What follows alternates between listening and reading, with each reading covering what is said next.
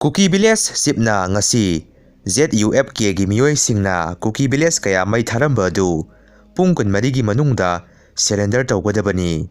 amanga ta thonkiba mayam compensate tawgadabani hairakli nakalaba romdana amuk ngasi ZUM na popi farm gi sangsing mai tharamba miyoising adugi mathakta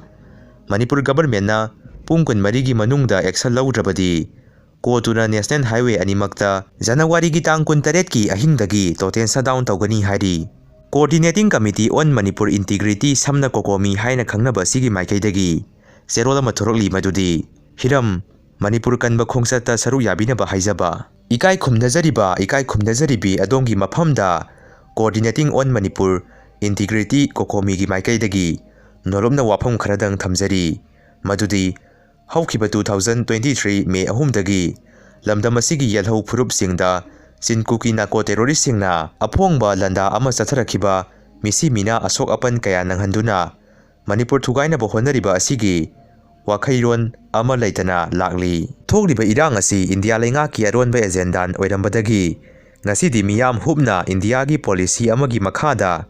sathan ba irang ni haibasi khangnare hauzik ekhoi isagi iramdamda Lanjenabagi pibamda matam sangna lairakpa isagi yumikai mapung phana hanjinba ngamdri loinana National Highway singda ningthina chathok chasin yadri amadi leibak asigi economy hainingai leitana soksinkhre oiriba pibam asigi wakhairon karamna purakani haiba tamba ngamdaba pibam amada lairakliba asi miyamgi akanba kholawama India lenga ki mathakta changsinbagi tangai phadaba tanja ama lairakpana lakliba January gi tang 38 2026 Thangja numita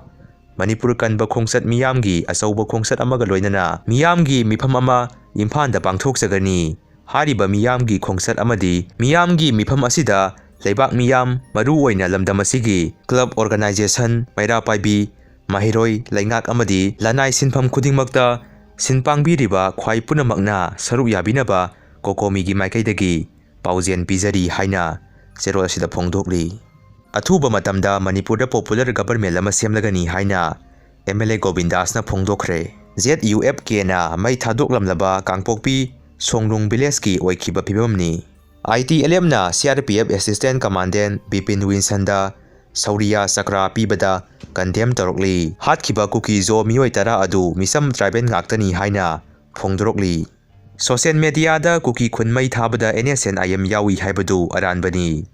ZUFK ga mari amata leinade NSNIM